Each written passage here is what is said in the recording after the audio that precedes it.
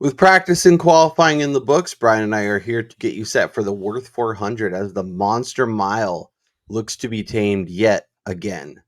All on today's Angle of Pursuit podcast. Ross Chastain used the wall all the way around this racetrack. Logano has been the class of the field. Check out the big brain on Brad. Yeah, I need to change my underwear.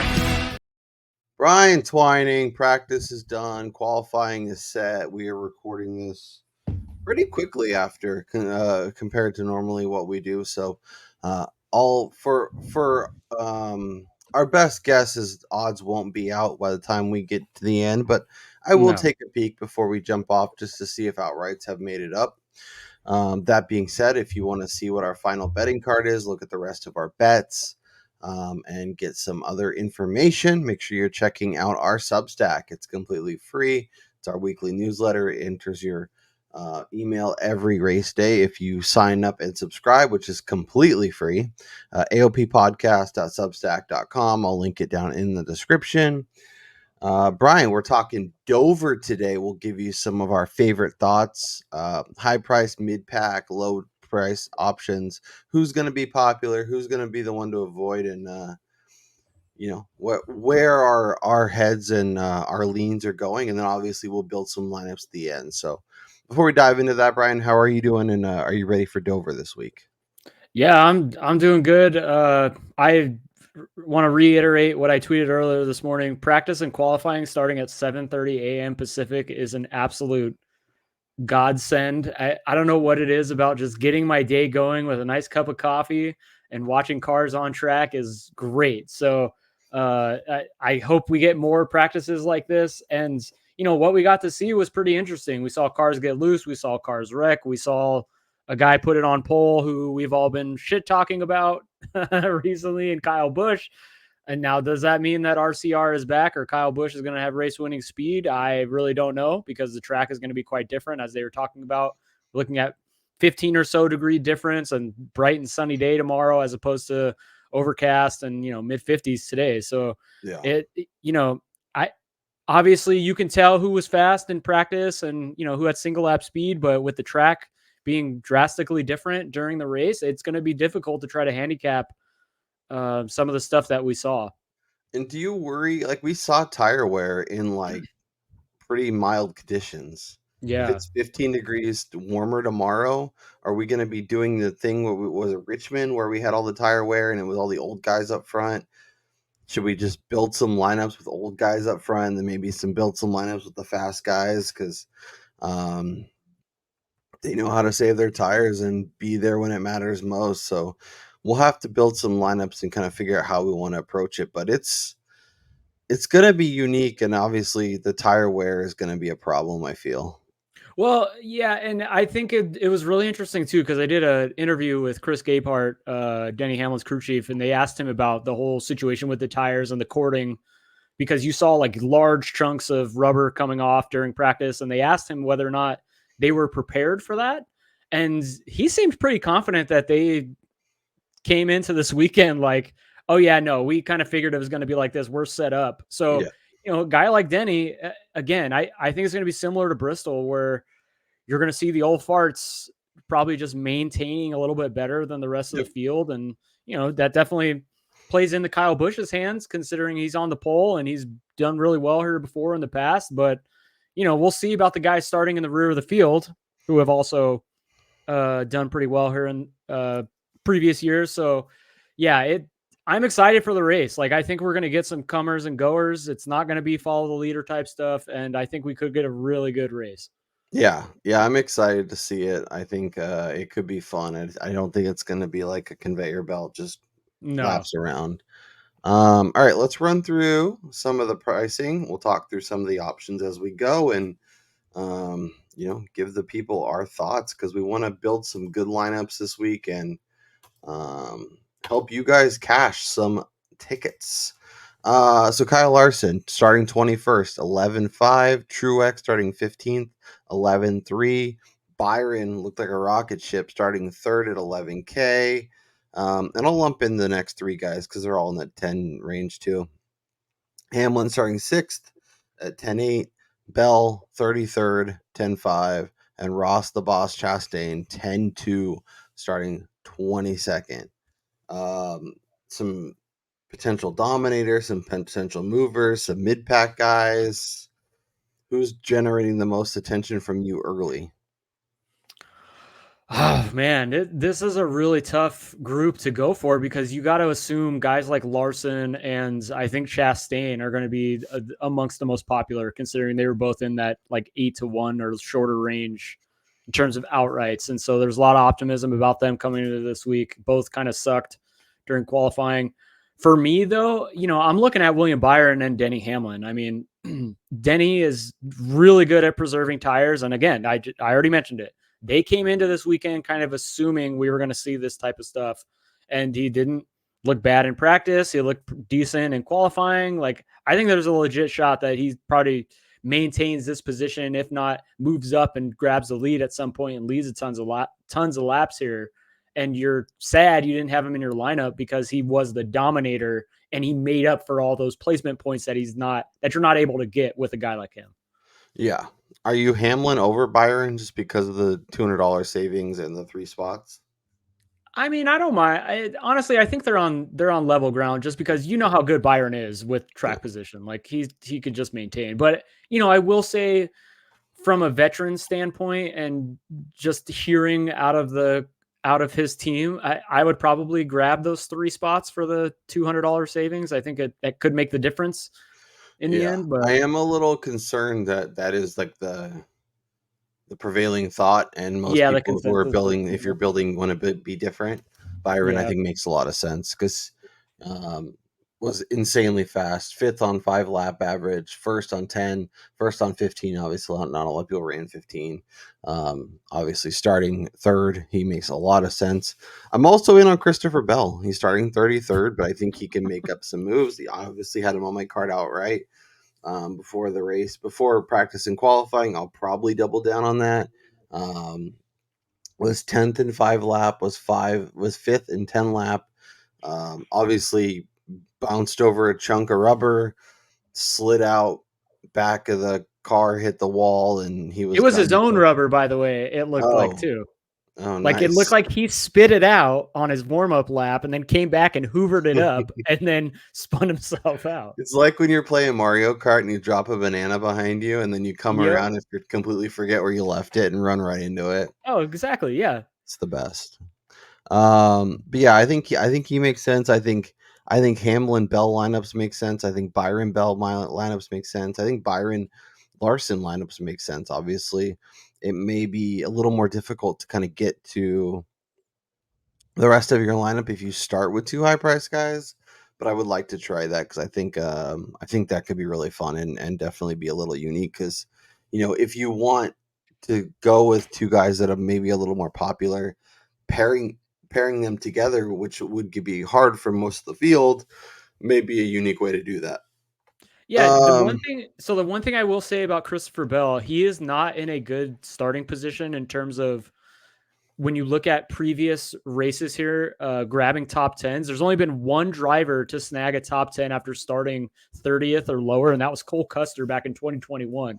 Yeah. So obviously there's something to having the drive through the field here where you're driving with the squirrels and you're going to get your nuts busted, as we've heard like Brad K and some of the veterans talk about. So, Bell's got a tough trek to make his way up to the field, but he is capable of doing it. So, I don't hate that. He's not the normal jabronis that ride around back there in the Cole Custer, Yeah. Corey LaJoy, Kaz Grala, whatever. Jimmy Johnson. Exactly. Fade him. Chase Elliott starting 29th. We were both in on him. Ryan Blaney looked really fast, really good, starting 2nd, 9,600. Alex Bowman starting 9th. I wanted to drop this nugget. I saw this on Twitter. I thought it was really interesting. You can use this as you see. Alex Bowman makes his 300th start this weekend at Dover. Of the last 23 drivers to reach 300 starts, 5 have won start 300. Logano, Keselowski, Hamlin, Kyle Busch, and Casey Kane. So does Bowman make it 6? He's starting in the top 10. He's in a good spot. He was underwhelming in practice. Yeah. I suspect that Hendrick came into the weekend with like different setups for the cars because both Bowman and Larson were kind of slow in practice and in qualifying. And then Elliott and Byron were faster in practice, with only Byron having like top end speed in qualifying. So I don't know. I think all four of those cars will probably have their stuff together tomorrow, and it's just hard to tell which one of them is going to be the best, I think. Yeah. And then obviously Kyle Busch starting on the pole at 9K. So Elliott starting 29th. We talked about it with Christopher Bell. Elliott's back there with the squirrels too. And we're both optimistic. Is your optimism wavered after seeing what he did in practice and then qualified poorly? Or do you think there's potential, maybe it's not a race winning car, but he could move into maybe the top 5 or so and have a really good day and be one of the guys you want on DraftKings? Yeah, I think just with what we've seen recently out of the 9 and his past history at Dover, I'm not going to completely discount him and say, oh, you know what, I made a huge mistake in betting in pre-practice. Like, I'll probably get a longer number now that he qualified 29th. And, Yeah. But he did look okay in practice. I'm not going to say I'm less optimistic. I'm just not as optimistic as I was thinking I was going to be post-practice as well, with him expecting him to qualify well. So, it's a little disappointing, but at the same time, I just think that similar to like Denny Hamlin, he probably came into here with a plan. They just went with the plan during practice and qualifying, and that was what they came with. And during a race, it'll be a little bit different. Yeah, both Bell and Elliott, I thought were interesting buys at 12 or 14, whenever you could get them at. Thinking maybe they would be 6 or 8 by the time we talked on Sunday or Saturday. But I think both of them will get a little bit longer, but I think both could make for interesting options, especially if you didn't get them pre-practice and qualifying. You could get some nice value on 2 guys that are starting near the back, but they make a couple smart moves. They get maybe a lucky break, and all of a sudden they're in contention. They're very viable race winners here, and they showed speed in practice that makes you think, okay, maybe their car is going to be fine. I do wonder. And then, go ahead. I was going to move on to Kyle Busch here real quick. Sure. So Busch started on the pole last year. Obviously, I don't think we got practice and qualifying last year. I think it rained. We did not. He got automatically from the previous race, I think. Yeah, and he led 25 laps, which is the most laps led from the pole position in the last 3 races here. And I believe the top finishing spot of the pole in the last 3 is something like 11th or 12th. So, again, we talked about this at the beginning of the week. It's you're fading RCR until you actually see them do it on Sundays. And I think right now, for me personally, this is a prime opportunity to buy in on some possible plus money matchups against Kyle Busch, because until I see him prove me wrong on a Sunday, there is no way I am going to back this team during a race when it comes to like using my own money, and especially in DFS with him starting first, no chance. Yeah. It's funny how our brains very much go to the same place, and we're gonna get nice values, and I have a feeling when we post our favorite bets on the Substack with our full betting card, there's going to be a lot of this guy versus Kyle Busch and this guy versus Kyle Busch at plus 140 and 180 and whatever. Yeah, because he was fine in practice. He only ran 5 laps, was 11th. Obviously was able to put down the single lap speed, but as we've talked about, we don't trust RCR. We don't trust his pit crew. His car could explode easily. He could have all kinds of issues. But if it is a little bit more of a tire management race and he does do the smart things, I could see him being a guy that, like, he feels like he's either going to win the race and be like awesome, or he's going to be like 27th. Like, I don't feel like he's going to be like an 8th place car most of the day. Well, I think he's like the most likely driver in the garage where when his day is going bad, it's just going to go really bad because he's going to do something that completely F's it up, or he doesn't care. We've seen it a few times this year. And I also think it's important to note he has started on the pole 3 times now. Now this will be the 4th time at Dover. His best finish from the pole is 8th, with a 16th and a 21st last year in addition to those. So he is not somebody that is good starting from the front here. Yeah, and obviously 21st last year. He didn't actually qualify, so it's a little bit different. But yeah, he's a rock. He's gonna sink. That's what he does. Do you have any interest in Blaney as a potential dominator? If you want to do, well, maybe one of like a Bell or a Truex or a Larson or something. Oh man, it's just so hard. So I feel like this is a situation like we see at Vegas quite often.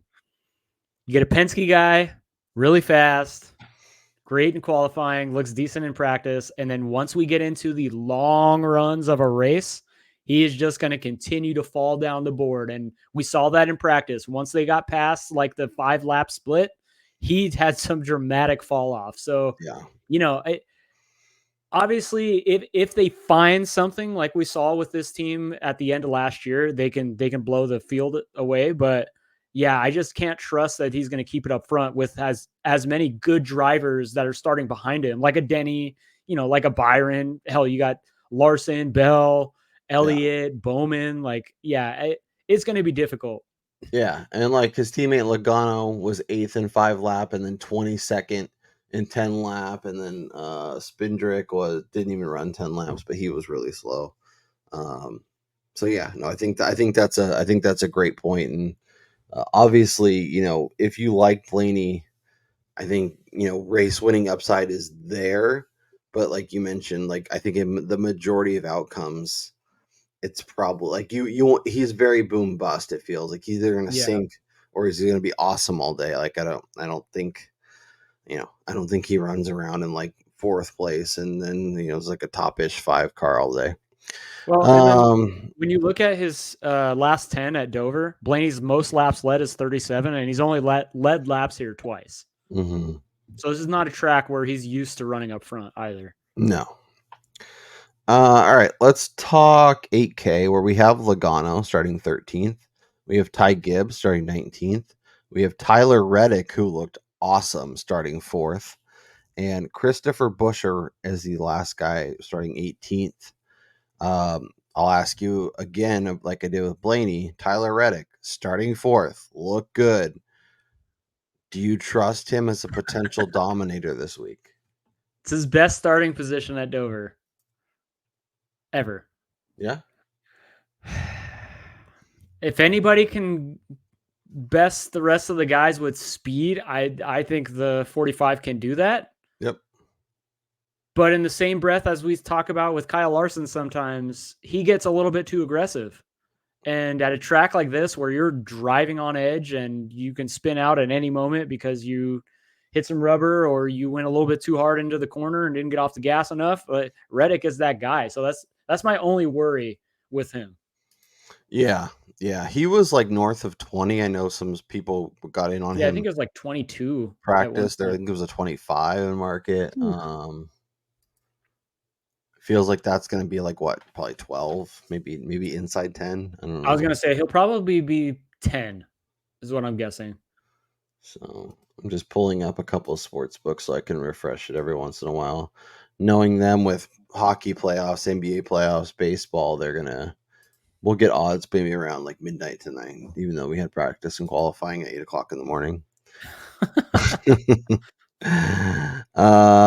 Any interest in Logano, Gibbs, or Buescher? So I faded Gibbs hard pre-practice and qualifying. I'm still doing that because he's a young kid.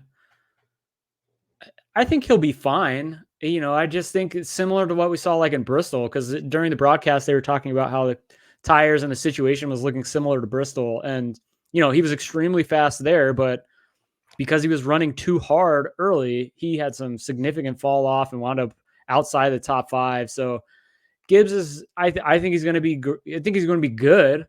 But I don't think he's going to be a top 5 car. So it'll be hard for me to get to him at 19. And then Logano, again, going back to the Penske guys, I think Logano has a chance at a top 10 because he'll manufacture that somehow on pit road or something, but I don't think he's going to be anywhere up front at all.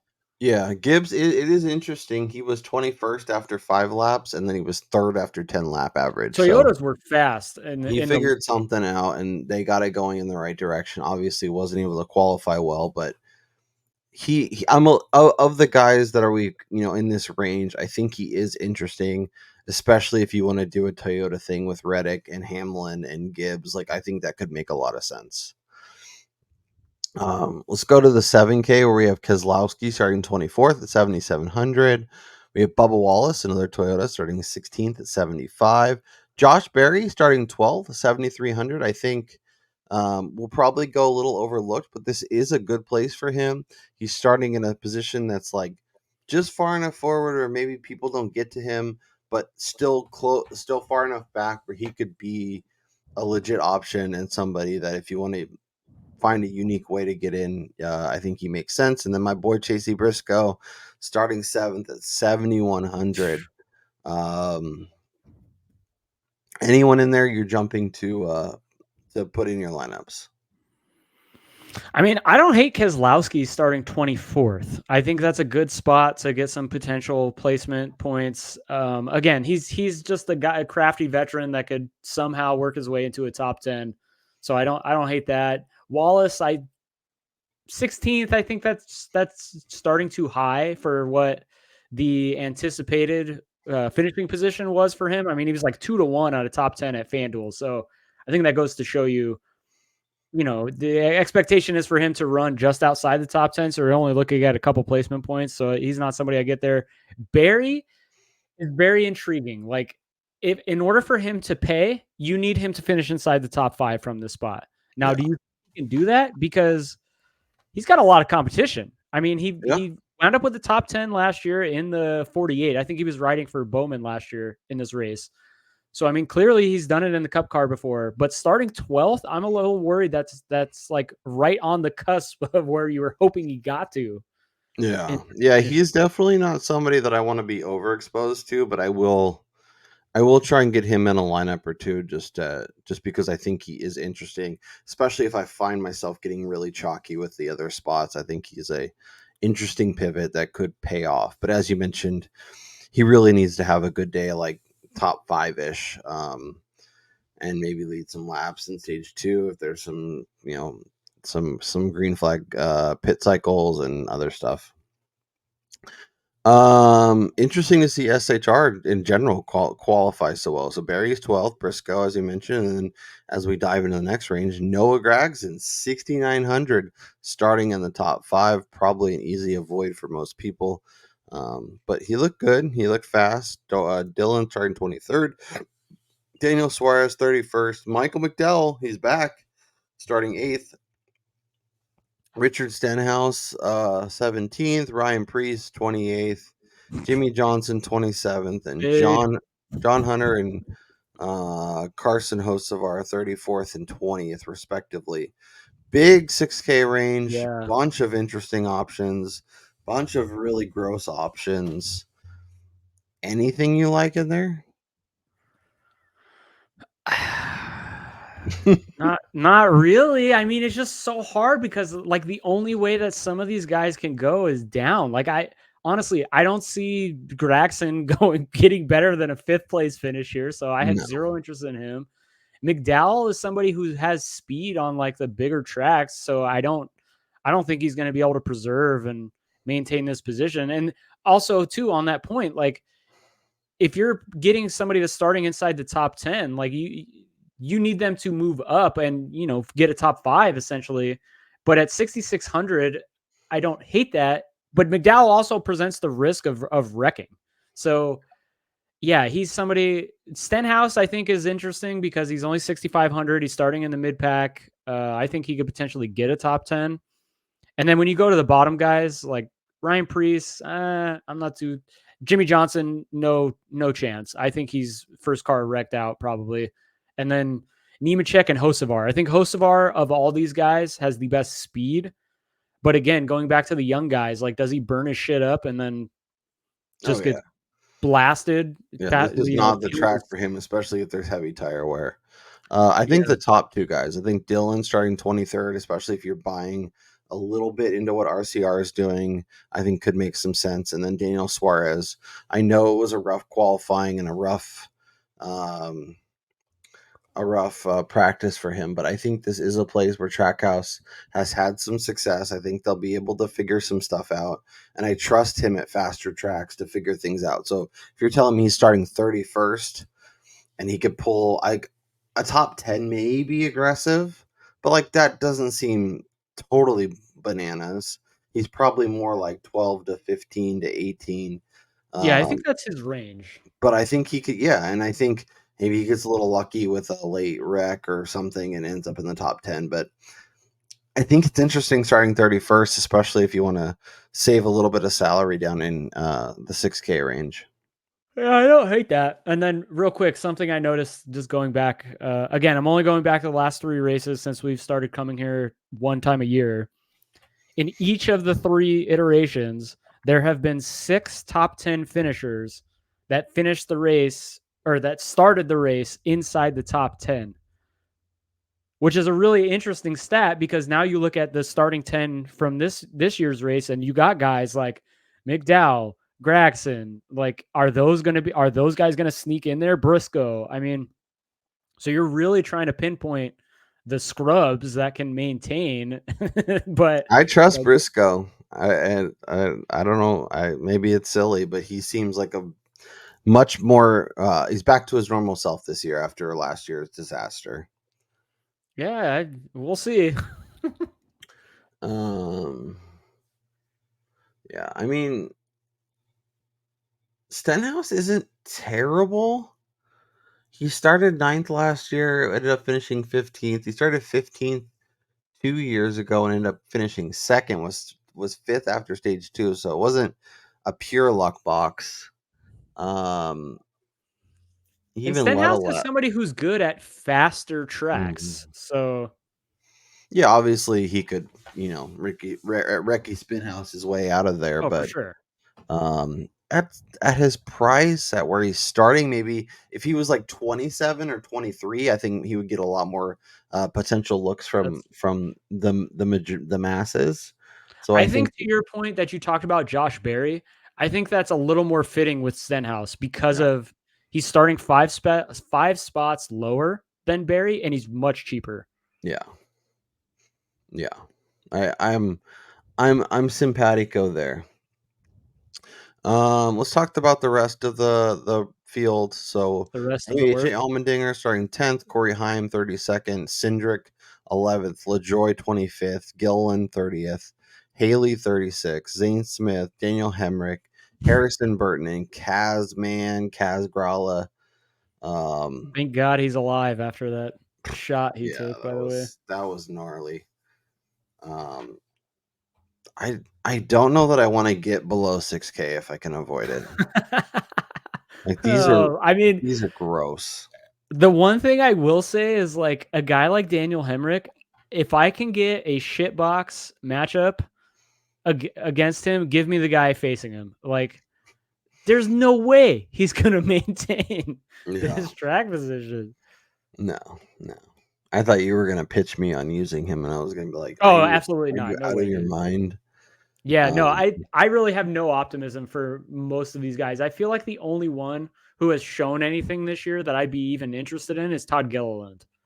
yeah, I don't hate Gilliland. I don't hate Corey Heim. I know he's I was just first gonna cup. say he's interesting. He's in a decent ride. That legacy car is better this year. He's starting 32nd. I think there's potential there. I don't hate LaJoy at fast tracks. I think he could be fine. Um, and then like maybe Justin Haley. The Rick Ware car hasn't been like the dumpster on fire Yeah, meme all year. So like it, there's it's not the live fast car from no, Ethan no, Cloud. and it's not the crash fast car either, which is really good. Um, yeah. So like I'm trying to avoid this range, but if you Yeah. want to get wild and load up on maybe 2 or even 3 guys like north of 9, you're probably gonna have to dip in there. So we'll have to see. But I guess with that being said, Brian, do you want to build a couple lineups and see what we can do? Let's do it. Okay. I will give you the T. You can pick who your favorite option is. It can be any price. Denny Hamlin. Okay, Denny Hamlin. I'm gonna throw in Christopher Bell. All right. Massive. We can dive down and build some our favorite cheap guys and then come back up, or you can put in one of the All right. Put in Tyler Reddick. Let's see okay. what we can do here. Double dominator, little C Bell action. That means we need to come down. Hopefully we don't have to dip into 5K. We have a couple guys that we could be fine with. I think the Suarez call that you were talking about, I like that a lot. Suarez. Do you like Stenhouse or Dylan? I think Dylan is going to go much more rostered. I can't speak English right now. He's going to be much more rostered than Stenhouse because you're getting the 6 placement points for only $300. So I think to get different, it would be Ricky Spinhouse. I don't know. I'm looking at some projected ownership. He looks like Dylan's going to be less, and his fantasy points will be a little bit higher. Who's trusting Austin Dillon in this economy? Yeah, At least I have Stenhouse. I think we do Dylan. Austin Dillon. All right, Let's see what it does. So that keeps us here. Let's see. Or the other option, if we do Stenhouse, is that allows us to get Barry or Briscoe. So do you feel strongly?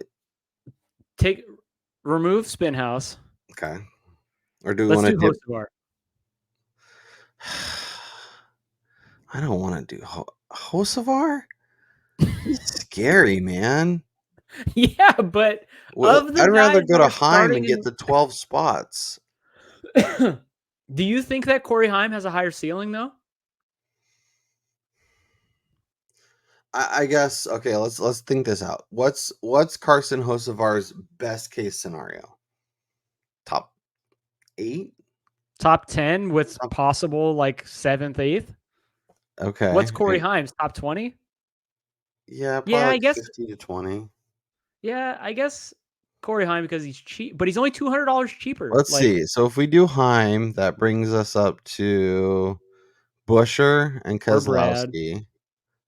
But if we do Keselowski and we get rid of Heim, then we can do Hocevar and be fine.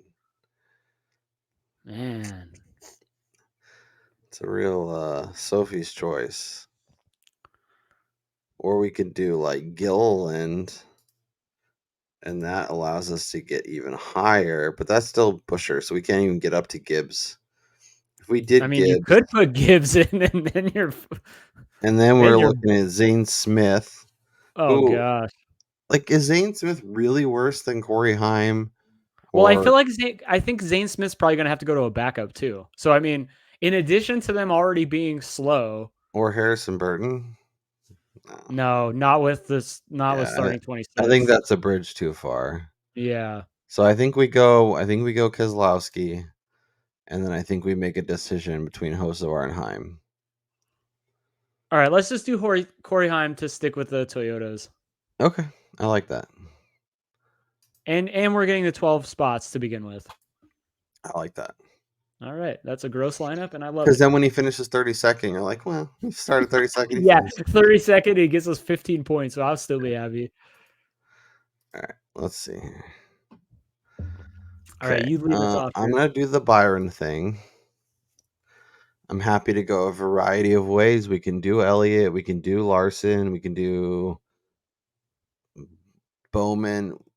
So, what is Bowman maybe going to the backup car? It seemed like he was having issues in qualifying. Yeah, I don't know what they were talking about with his rear splitter. Like, I mean, I watched all of practice and qualifying. I did make breakfast during some of it, but yeah, it sounded like maybe they set the car up just a little bit too low, and so he was having issues with bottoming out. I don't think they're going to have to do anything other than make a couple of adjustments. I don't think he's going to a backup or anything.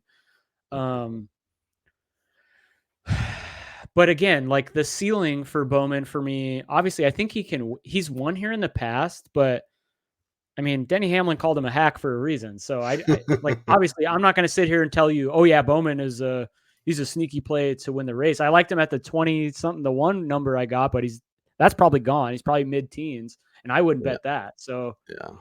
yeah, I'm not huge on him. Okay. So where do you want to go next? All right, so we got Byron. I mean, I think we go top heavy again, and if you're gonna do Byron, I think we got to go with Chastain, Okay. right? Yeah, I like that. I like Ross, especially when he doesn't qualify well. If we're in on Chastain, do we just double dip I Trackhouse was and go gonna to say, then you Suarez? just go double up with the Trackhouse boys. Okay. Suarez, that makes it easy. I mean, that's scary with Uh, full sure. exposure to the 99, but Do we want to squeeze in some Tyrone Gibbs? I know you're not as optimistic about him, but he did find some speed. okay, We could okay. also Best case scenario for Ty Gibbs, in your opinion. top 3. All right, put him in there. Yeah, I think he has the upside. Obviously, if he has tire issues or, Well, yeah, I think that could be said for yeah, anybody, basically. I just the way he found speed in the 10 lap, I think he could be fine. Especially if we trust the Toyotas kind of as a whole. I think he'll be fine. All right, all right. And then we're Okay, kind of in that weird range bargain basement again, shopping. where if we want to go, want to go blue light special on 2 guys, or try and go real cheap and then All go right, back up. let's from down here. Let's put You in want to Gilliland. Gilliland? Okay, I could do Yeah, that. of the 5,500 guys, like he's the guy I have the most confidence in right now. Yeah. Anyways, And he's starting 30th. All right, so then we're back in this range where we have Busher, Kozlowski, Bubba, Barry, Briscoe. okay, I was just gonna say, look, you talked about him. You're all about him right now, and we've become the show. You heard me when I said the 6 top 10 finishers had started inside the top 10. We only have one guy currently in our lineup. Chase Briscoe, like, But do we trust him to move forward, no, we or don't be trust him to do anything. Like, but if you want to get different, I mean, how many people are going to put him in a lineup starting where he is? Oh, I gotta tell you, I don't see a lot of people doing it. Exactly my point. So, I mean, what if he just stays there all day, finishes top 5, grabs you a couple fast laps, maybe leads a couple of laps based on pit cycling, and he gets you like 50 points, like for $7,100? That's amazing. Yeah, I guess I'm just a little concerned that, or I get not concerned, but more like, are we already unique enough where we don't have where we can be a little safer? Like, I I think don't if we're know though, doing because Gillen, having both Chastain and Gibbs, I yeah, think both those guys are going to be pretty popular for yeah, I sure. think you're right. And Byron too, because everybody knows how good Byron is when he's up front with track position. Yeah. No, I think that's completely fair. Yeah, let's do it. Chasey Briscoe, welcome to the lineup. We still have $1,000. Is there any pivots you want to make? We could do, instead of Gilliland, we could go up to like a Hocevar or Nemechek. We could, Yeah, but honestly, there's no difference yeah, for me that's with those fair. guys. What about pivoting off of Suarez to like a Keselowski? No, I think this is good. Yeah, I don't think you need to fill the. All right, Third and final lineup. we're gonna stay true. This is gonna be the pre-practice and qualifying card. Chase Elliott,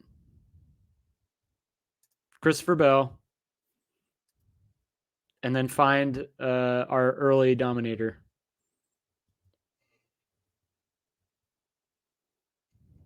I would not hate that. I like that.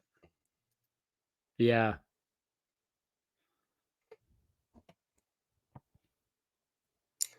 I like that a lot. And then I think So going back to what you said about Josh Berry, like if you're trying to get different, because Elliott and Bell are going to be extremely popular. Some people will probably fade off of Reddick because of Byron, Larson, all them. I think Barry might go a little overlooked, like you were saying. Now, the ceiling that he has, I don't really know. Like, if he can get a top 5, I think that's a tremendous day. Yeah. I But think can we he take a crack the top gamble on 10? him with this lineup. What's that? I said I think we take a gamble with him gamble on him with Yeah. this lineup. Okay, now we need a dumpster guy, so we can see what we can work with. Dumpster diving in the dumpster. Zane Smith went 14th and 9th. Harosavar went 15th, 7th, and 2.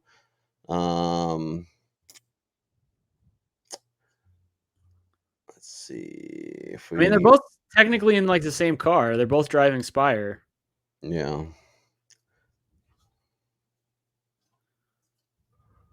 Harrison Burton. Ugh. Yeah, I'm not a fan of Burton this week. I'll just say that.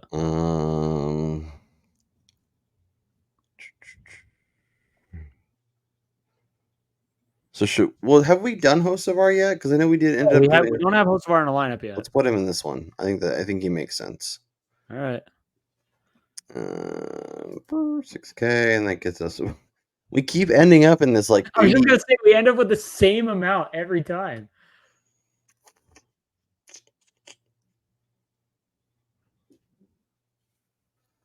So I'm gonna pitch something and just see what it does.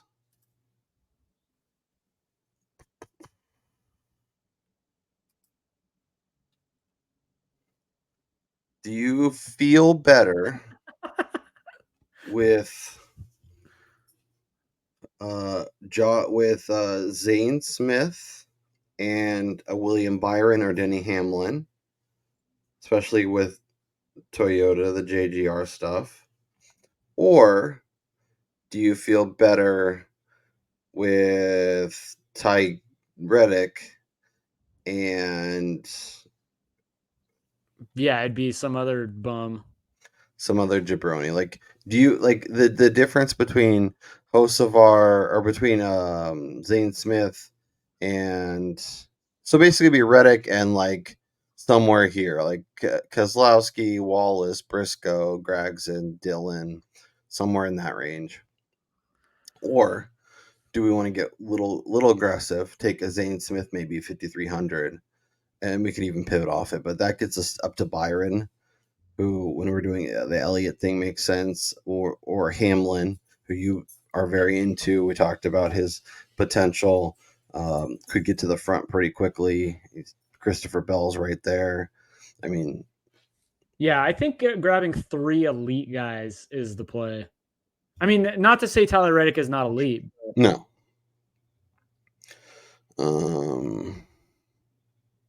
Yeah, I definitely think grabbing like a Byron or a Denny. I'm gonna push for Byron. I think he's a rocket ship. I'm always a Byron stan. All right, yeah, go for it. And I think I like him to get to the front early and lead a lot of laps, giving Bell and Elliott a chance to move up and get in the conversation later in the race. Josh Berry, a dark horse, and then Literally. obviously, yeah, and then Zane Smith and Hosavar. Just we'll see. Yeah, just keep the tires on it, guys. Yep. Let's see. Do we have outright odds yet? My guess is no. I was gonna say I feel like the first place that would do that would be Superbook. Yeah, let's see. But they're still locked. Yep, they're still locked. So we will post those in on our Substack, which is once again completely free. Make sure you are joining that. If you are enjoying this episode and you've made it this far and you have not subscribed yet, please consider doing so. It costs you nothing, does nothing to you, and then it helps us out tremendously. We're trying to get to 1,000 before the All-Star break. We're about 110 away. Last I looked, which is really nice. So we want to keep climbing, want to keep going. Appreciate everybody who's jumped on board already. Make sure you smash that like. Make sure you let us know your favorite play this week on DraftKings sub 8K. So, are you in on Keselowski? Are you in on any of these shit boxes? Are you in on a Hocevar or a Heim or anybody? So let us know down in the comments. Brian and I will be back next week to recap the race as well as get you set for next week's action. Kansas, baby. Kansas. I love nothing makes me happier than a mile and a half. Oh, dude. Kansas. They may Kansas. not be the most sexy courses, but you already know Bubba Wallace Kansas, will be on the card before we even get through the weekend. It comes preloaded. Yeah. Comes preloaded. So that's Brian Twining. I'm Kyle Robert. Enjoy the race. Let's cash some tickets. Let's win some money on DraftKings, and we'll talk to you next time.